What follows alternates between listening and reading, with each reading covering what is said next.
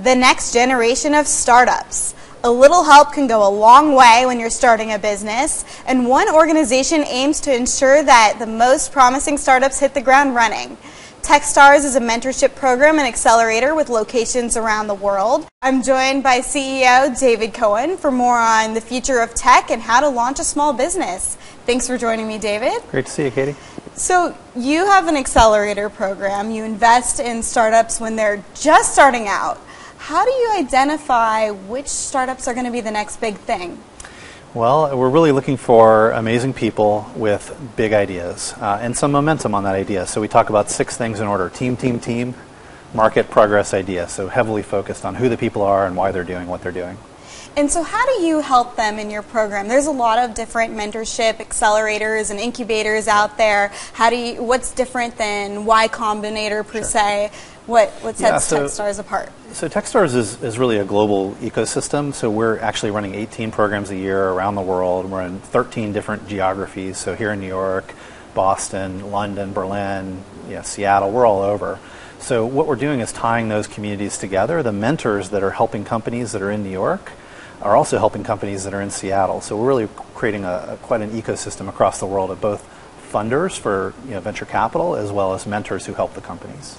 And so one thing that's different about your program is you've been involved with a lot of corporations. You've been involved with Nike and Disney.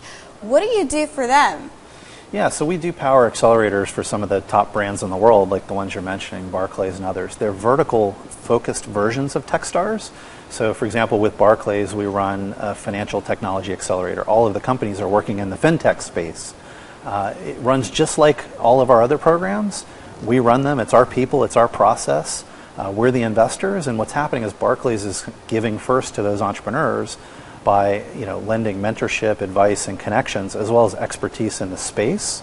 But fundamentally, same type of program, just with heavy involvement from a company that's giving first to the entrepreneurs. What trends are you seeing in startups? Are there any particular types of startups that are hot right now?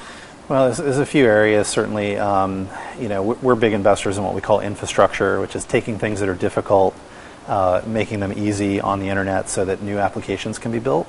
Companies like SendGrid, right, or Twilio are good examples of that, where they take something hard like email or telephony on the internet and they make it very easy to consume and do in the best way possible. You're also obviously seeing a lot going on with what's called the sharing economy.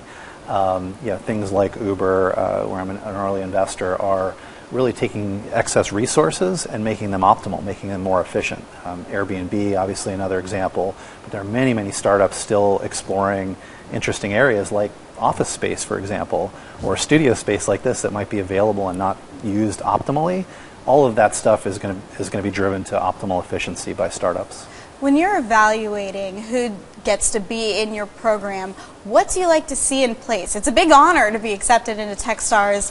What kind of business plan do they need to have? Yeah, so we do only accept about 1% of applicants. On average, we get about 1,000 companies apply and 10 get into each class each year, right? So it is tough.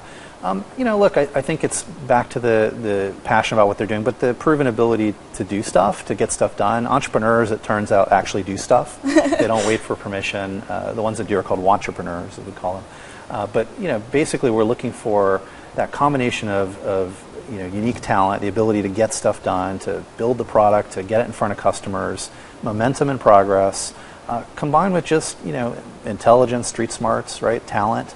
And really the big ingredient is that why are they doing this? What's motivating them to actually go change the world in this way? Is it a spreadsheet? Is it financial? Or is it from the heart? And we really look for that. So who are some of your biggest alums? Some of the ones that you are proud to look back and say, I remember you back when.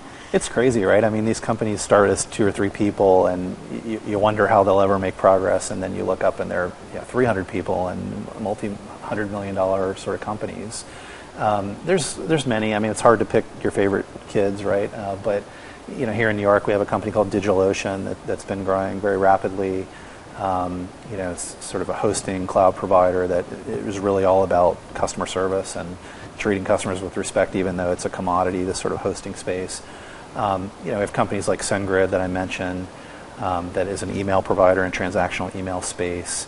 And what I love more than anything is the dozens of companies that are sort of already at that 100 million plus stage that people haven't heard about. We had one pop out here in New York just last week called ClassPass that raised a bunch of money. I've heard of them, yeah. Yeah, it really, again, the efficiency of marketplaces. But that's happening across our network where companies are just starting to get on people's radar. We're only 6 years old now, and it just takes a while for these companies to grow. And maybe someday they will IPO here. Well, thank you for joining me. Appreciate it. From the NASDAQ, this is Katie Roof for FoxBusiness.com.